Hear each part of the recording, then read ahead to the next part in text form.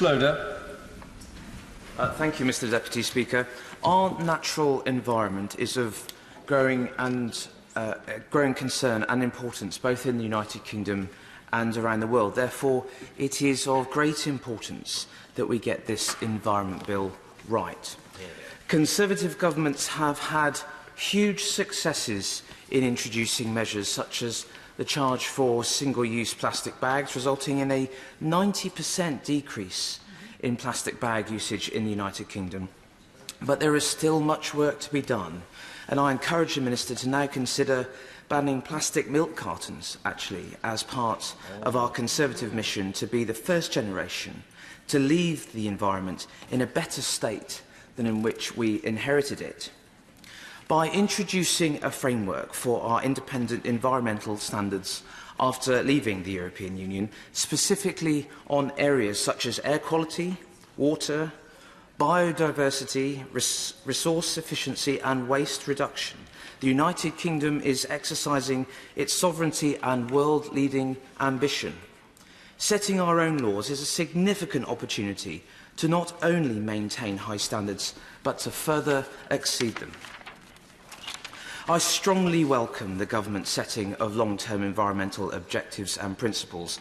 Long-term outlooks are a crucial element in tackling the effects of climate change. However, there are also more immediate measures to be further introduced by this bill. For example, positive measures to further reduce single-use plastics through deposit return schemes and other community engagement, and I warmly welcome those points.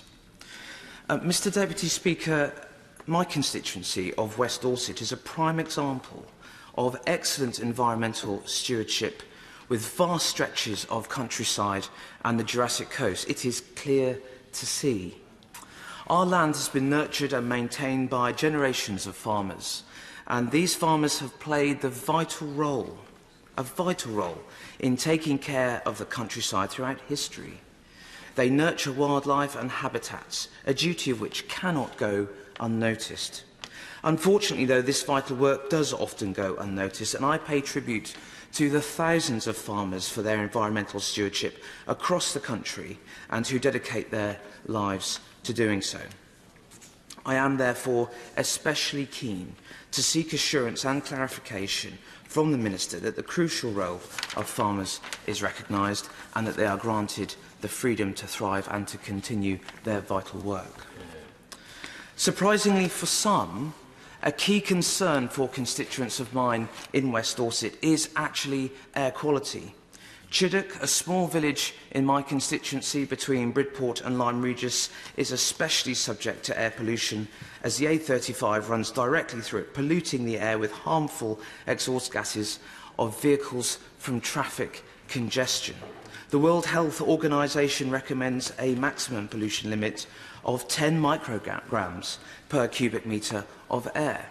But in 2017, the West Dorset District Council measured a reading of 61.8 micrograms per cubic metre of air. Constituents of mine in the rural village of Chiddock are subject to such high levels of air pollution. The British Lung Foundation have echoed to me the damaging effects of high levels of exhaust pollutant, and this must be a much higher priority in my opinion.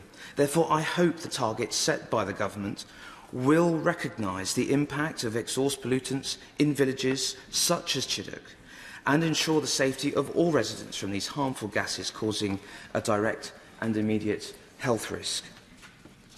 Mr. Deputy Speaker, I do welcome the environmental direction in which this government is heading, but I am keen to encourage the Minister to be more robust with target setting so that our important environmental standards will not just continue at our normal high standards, but that our standards going forward will lead the world.